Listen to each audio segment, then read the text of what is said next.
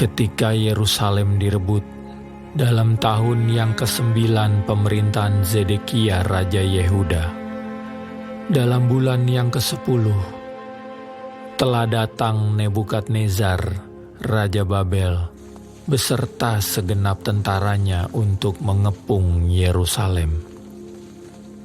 Dalam tahun yang ke-11 pemerintahan Zedekia, dalam bulan yang ke-4, pada tanggal 9 bulan itu, terbelahlah tembok kota itu.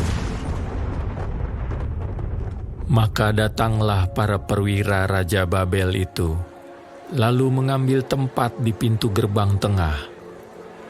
Mereka itu ialah Nergal-Sarezer, pembesar dari Sinmagir, panglima, dan Nebusyazban, kepala istana, dan para perwira lainnya dari Raja Babel.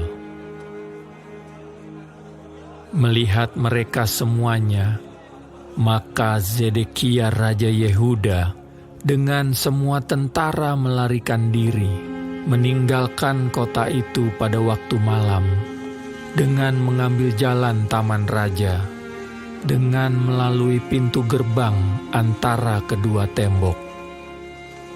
Kemudian mereka berjalan menuju Araba Yordan. Tetapi tentara Kasdim itu mengejar mereka dan menyusul Zedekia di dataran Yerikho. Mereka menangkap dia dan membawa dia ke Ribla di tanah Hamat, kepada Nebukadnezar Raja Babel yang menjatuhkan hukuman atas dia. Raja Babel menyuruh menyembelih anak-anak Zedekia di depan matanya di Ribla. Juga semua pembesar Yehuda disembelih oleh Raja Babel. Kemudian mata Zedekia dibutakannya, lalu ia dibelenggu dengan rantai tembaga untuk dibawa ke Babel. Orang-orang Kasdim membakar istana raja dan perumahan rakyat dengan api. Lalu mereka merobohkan tembok-tembok Yerusalem.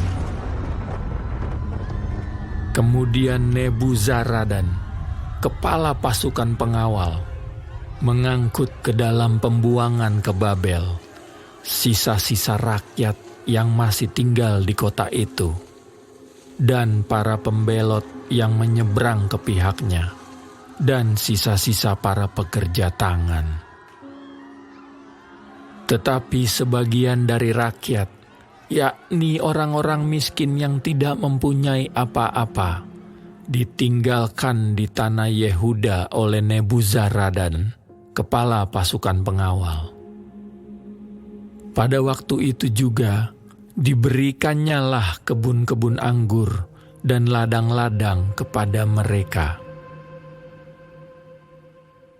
Mengenai Yeremia, Nebukadnezar Raja Babel telah memberi perintah dengan perantaraan Nebuzaradan, kepala pasukan pengawal. Bunyinya, "Bawalah dan perhatikanlah dia. Janganlah apa-apakan dia, melainkan haruslah kau lakukan kepadanya sesuai dengan permintaannya kepadamu." Maka Nebuzaradan, kepala pasukan pengawal, beserta Nebusyazban, kepala istana, dan Nergal-Sarezer, panglima, dan semua perwira tinggi Raja Babel, mengutus orang.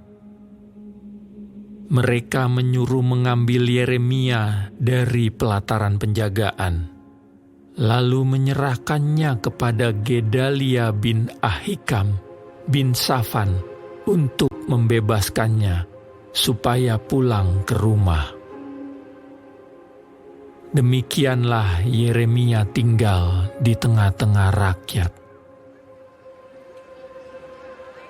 Selagi Yeremia masih terkurung di pelataran penjagaan, firman Tuhan datang kepadanya. Bunyinya, Pergilah kepada Ebed-Melek, orang Ethiopia itu, dan katakanlah kepadanya, beginilah firman Tuhan semesta alam, Allah Israel. Sesungguhnya firman-Ku terhadap kota ini akan kulaksanakan untuk kemalangan dan bukan untuk kebaikannya. Dan semuanya itu akan terjadi di depan matamu pada waktu itu juga. Pada waktu itu juga, demikianlah firman Tuhan. Aku akan melepaskan engkau, dan engkau tidak akan diserahkan ke dalam tangan orang-orang yang kau takuti. Tetapi dengan pasti aku akan meluputkan engkau. Engkau tidak akan rebah oleh pedang. Nyawamu akan menjadi jarahan bagimu, sebab engkau percaya kepadaku. Demikianlah firman